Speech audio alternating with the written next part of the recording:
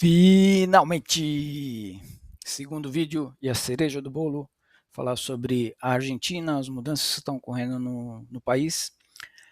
Vou comentar especificamente sobre câmbio, pobreza, corrupção, como a mudança cultural lá está influenciando no modo de vida dos argentinos.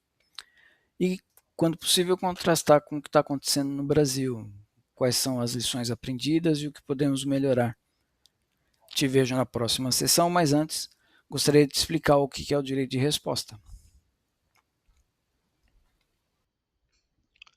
Olá, que bom te ver por aqui.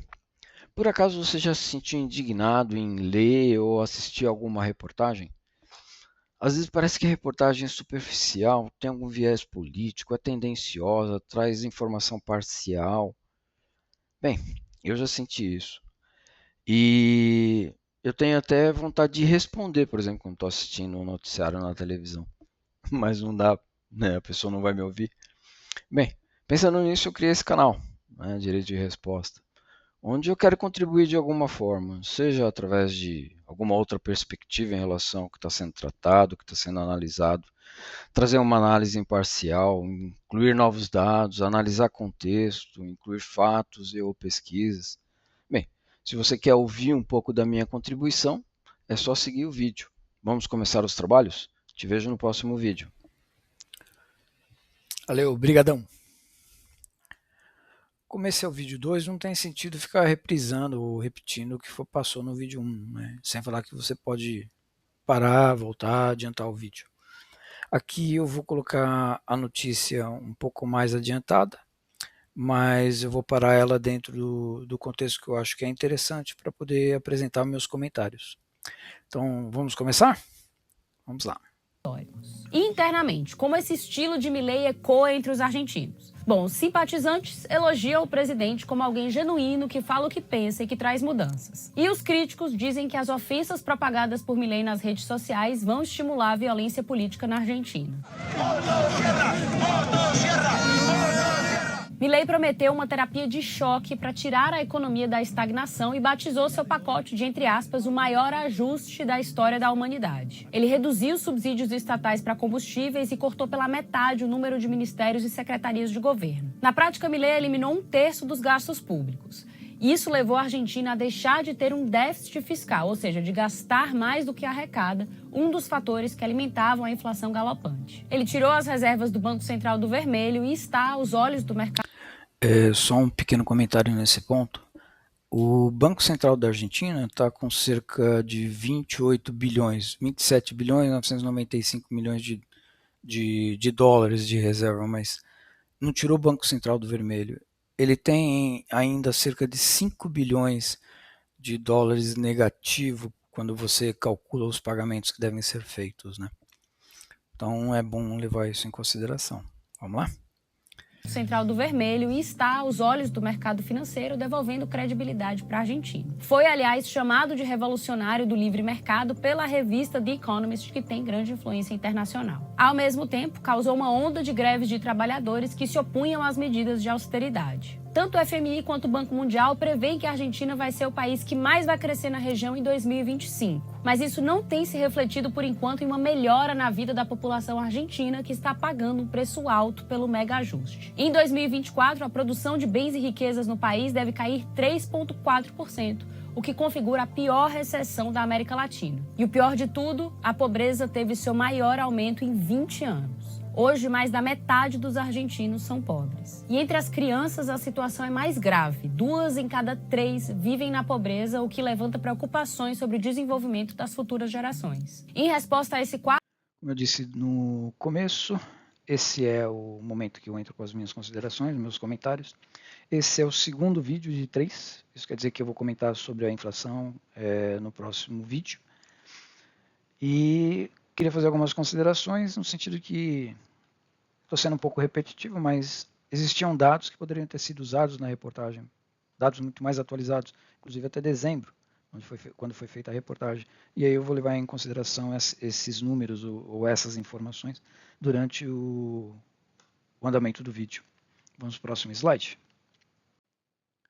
Eu vou começar esse vídeo fazendo uma pergunta para você. Você conhece a fábula ou o conto da flauta e o sabiá? O conto é assim. É uma conversa entre a flauta e o sabiá, onde no contexto tem uma sala bonita, o sabiá está preso na gaiola, a flauta está num estojo bonito, como se fosse de elite, de veludo. E aí, entre os raios de sol na sala, o sabiá fica contente e começa a cantar. Aí ele está cantando e a flauta interrompe o sabiá. Meu, mas por que você está cantando? Sabiá, porque estou feliz. Está muito bonito o dia e eu fiquei contente. Aí a flauta fala, mas, meu, você não sabe cantar, né? Para quieto, você está me incomodando.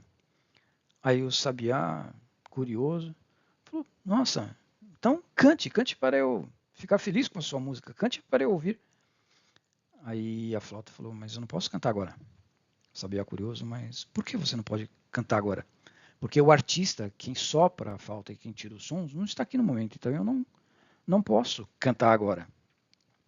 Aí, se eu tiver que resumir um pouquinho a história, o sabiá, entre aspas, fala que ele, pelo dom dele, ele mesmo sabe cantar. E a flauta não tem dom nenhum. Então, simplesmente, ela não canta porque não está nela a capacidade de cantar. E aí vem o texto que está entre aspas aqui no slide. E sucede que sempre serem os que vivem do prestígio alheio, no caso o flautista que toca, os que mais alegam os triunfos. Quer dizer, não é a flauta que toca, é o flautista. Né? E aí eu poderia até dar uma de Magna do sai de baixo, que a flauta tem que ver com a Argentina.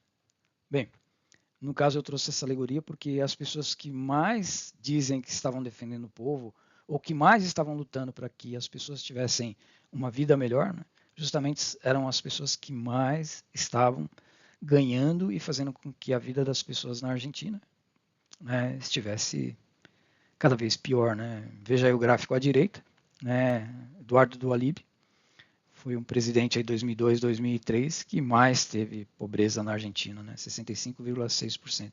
Depois teve uma queda, esses números às vezes eu pego números diferentes, dependendo da fonte, mas aí está dizendo que foi entregue para Milei, 41,7%. Mas aí algumas pessoas vão falar que é 52%, aproximadamente 53%. A gente vai ver isso na apresentação, nos slides seguintes. Né? E na verdade, todo esse período de vários mandatos presidentes, tudo seguindo o que o modelo presidencialista, esquerda, tudo mais, né, que o Estado tem que ajudar o povo, tudo, foi um excelente modelo para gerar desigualdade social. Ele diminuiu a produtividade do país, aumentou a corrupção e as pessoas se apropriaram dos bens do Estado. Né? As pessoas, eu digo os políticos de uma maneira geral, ou empresários que, no caso, eram favorecidos por políticos. Né? Então, como dizia Javier Milei, o texto não é meu, é do Javier Milei, era um governo que amava tanto os pobres que fez questão de multiplicá-los. Né? E até vem uma outra pergunta, pelo menos na minha mente, né? Se temos mais de 50% de pobres no país, de quem são os supostos 200 bilhões de dólares no mercado informal? É o que se estima que tem no mercado informal da Argentina. Né? Vamos continuar nos próximos slides? Vamos lá para o próximo. E vamos começando com corrupção. Eu tenho o dado aqui mais atualizado, o dado de 2024. O Brasil caiu 3 posições em termos de índice de corrupção. Estávamos em 104, fomos para 107. Isso quer dizer que estamos mais longe ainda do primeiro lugar de corrupção, que é a Dinamarca. E a Argentina, por incrível que pareça, com todo o problema que tem na Argentina, está no 99º lugar. Então quer dizer que, pela transparência internacional, a Argentina está melhor que o Brasil em termos de corrupção. Todo mundo está na merda, mesmo assim ainda está melhor que o Brasil. Volto a dizer o que eu falei no primeiro slide, a economia do Brasil é 3 vezes maior do que a Argentina, então muita coisa pode não estar aparecendo na mesma proporção que aparece na Argentina. Né? Então, de uma forma geral, a corrupção está fazendo o quê? Sugando os recursos do governo, aumentando o endividamento, o governo está precisando de mais crédito, então, de uma forma ou de outra, isso acaba entrando no item de corrupção. Né? Então, vamos lá para o próximo slide. E, efetivamente, onde estava a corrupção? Sindicatos. Essa é uma coisa que me chama muita atenção. Eu não vi em nenhuma reportagem, nenhum jornalismo falando da corrupção dos sindicatos na Argentina. Eu só vejo notícias dizendo pobreza, uma série de outras coisas, mas pessoas que deveriam estar ajudando o povo, lutando pelo povo, que são os sindicatos, eu não vejo ninguém na imprensa, de uma forma geral, falar sobre isso. Então, o que acontecia, só para você ter uma ideia do que estava acontecendo na Argentina, existia benefícios, que era onde você colocava subsídios para que entregasse para a população carente. Então, era feito um convênio com os sindicatos recebiam aqueles benefícios e tinham que dar para os pobres, seja indigente ou os pobres. Né? Aí o que acontecia? Bem, eles desviavam isso para vendas em lugares alternativos. As pessoas eram obrigadas a participar de greves, que se não participasse de greves não ganhavam os benefícios, a cesta básica, por exemplo, né? Então, as pessoas que deveriam estar ajudando os pobres estavam tirando proveitos, era o que chamavam assim de gerentes da pobreza. Eles foram denominados dessa forma na Argentina, né? E uma curiosidade, durante o governo do Alberto Fernandes, não houve uma greve. Veja, no gráfico anterior que nós vimos, na verdade no primeiro do socialismo, mostrava que o aumento, né, da pobreza foi uma coisa assim muito rápida no governo Alberto Fernandes. E não teve uma greve durante o governo Alberto Fernandes. Estranho, né? Entrevistas que eu vejo, por exemplo, o DW, né, que é um canal da Alemanha, às vezes você tem o DW está em espanhol, as pessoas fazendo entrevista com o Grabois. Grabois é um militante político, ideologia marxista-socialismo, líder do Partido Frente Pátria Grande. Inclusive, ele concorreu para a presidência também em 2023. No caso, Massa, né, venceu ele no sentido de participação das eleições para concorrer com o Milei. E ele ajudava os pobres, olha como ele ajudava. Ele tinha obras, ele fazia obras para poder entregar para a comunidade. Dos números, né, que estão colocados, o que foram, né, reportados nas avaliações ou as investigações que fizeram, obras reportadas, ou seja, ele recebeu benefícios para 6.507 moradias.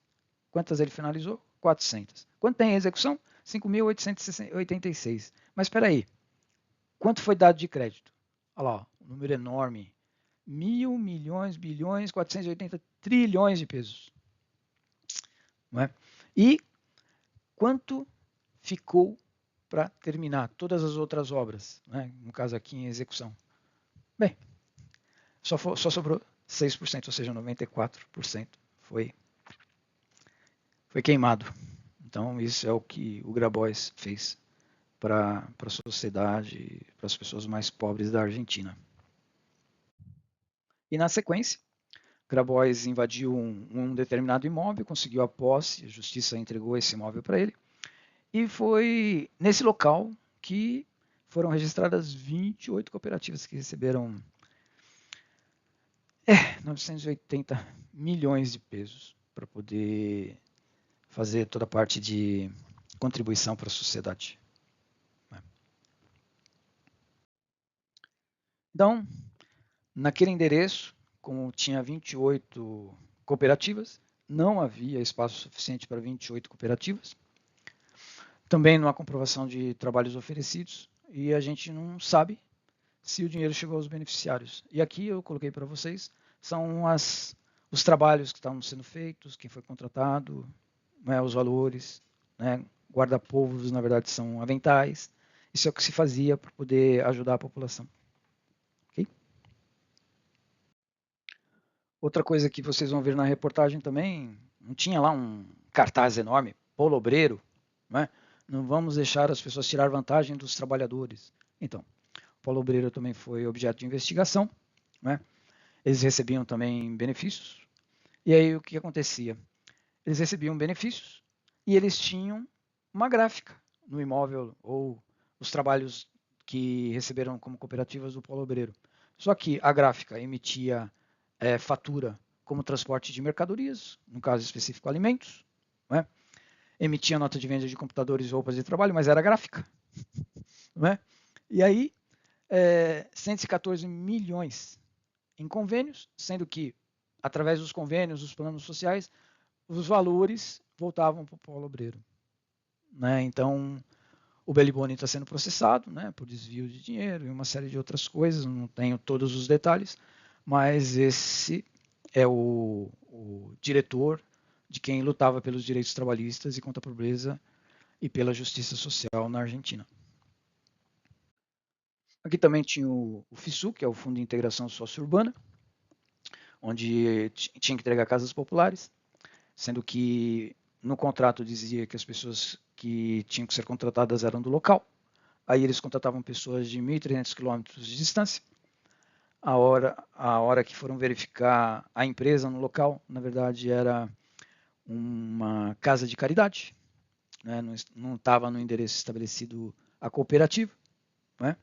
E existia um convênio de confidencialidade onde, né, as pessoas não poderiam dizer como é que foi a parte de transação financeira. Então isso está impedindo, prejudicando as investigações para saber onde foi o paradeiro do dinheiro.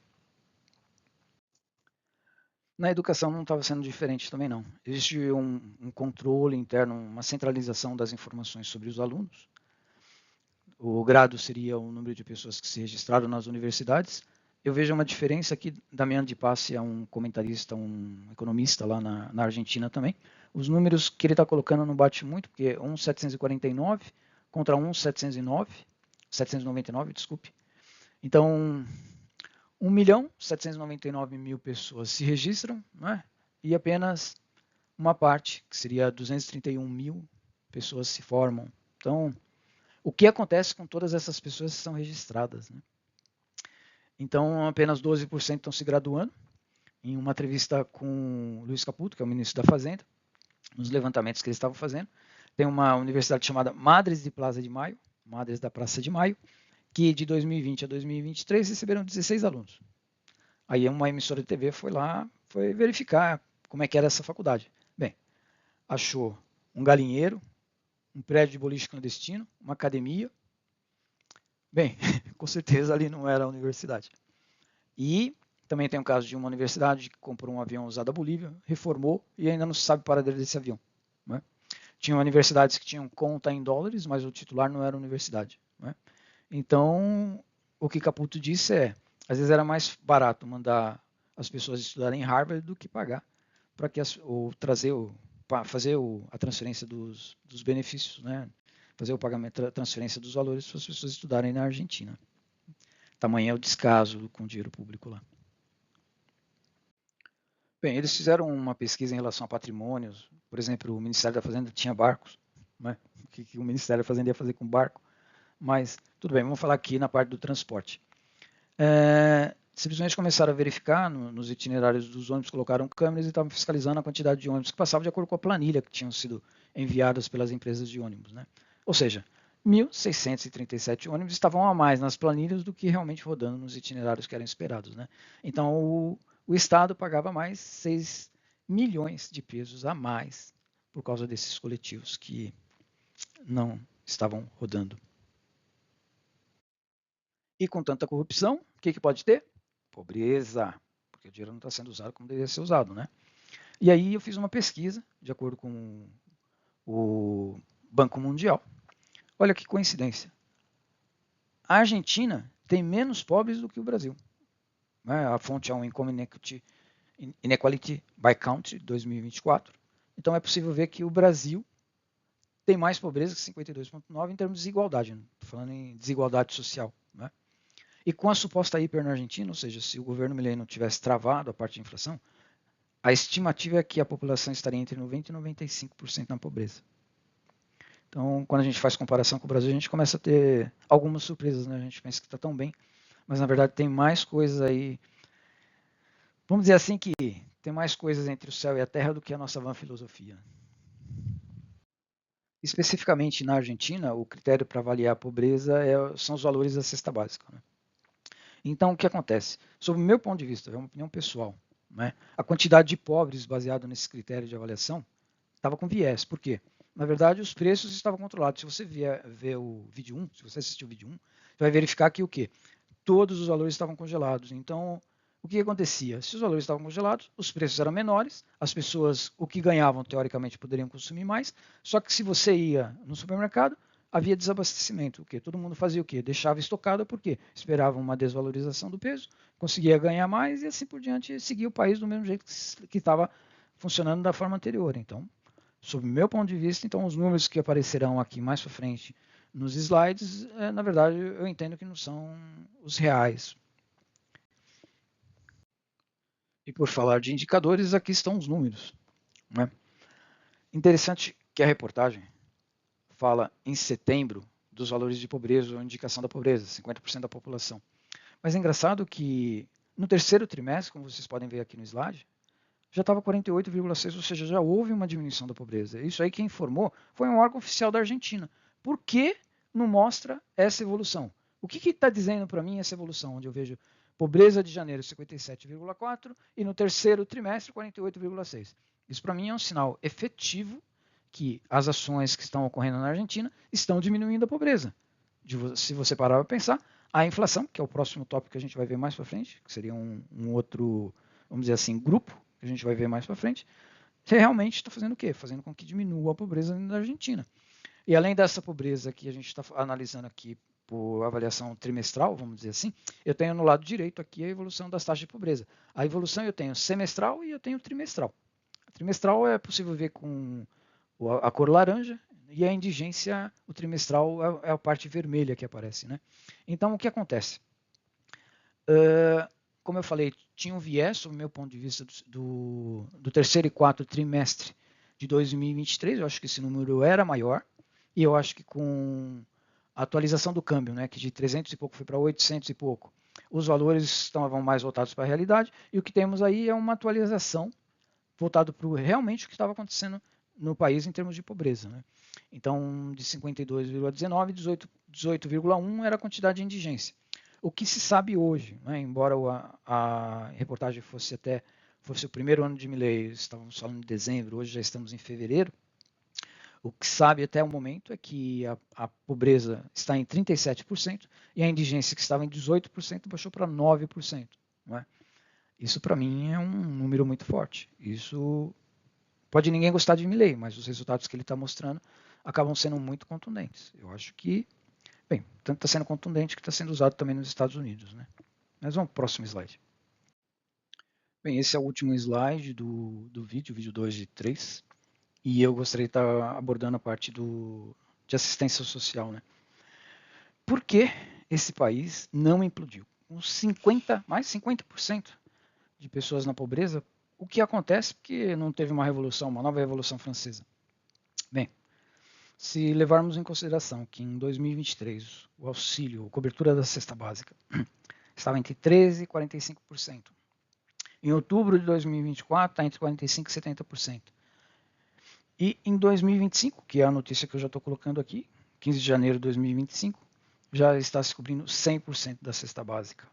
Ou seja, nós ainda vamos avaliar no próximo vídeo como é que está a imagem de Milei, como as coisas em termos de inflação trouxeram algum ganho em relação à inflação.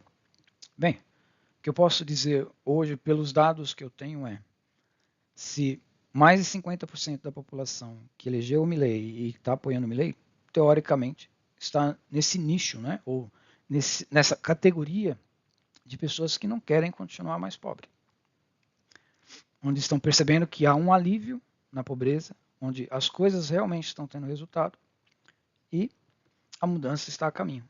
Ninguém sabe se tudo que está sendo feito agora vai virar uma coisa permanente. Tem várias coisas para se levar em consideração, mas o que é ponto específico estamos melhorando a condição na Argentina. Tá?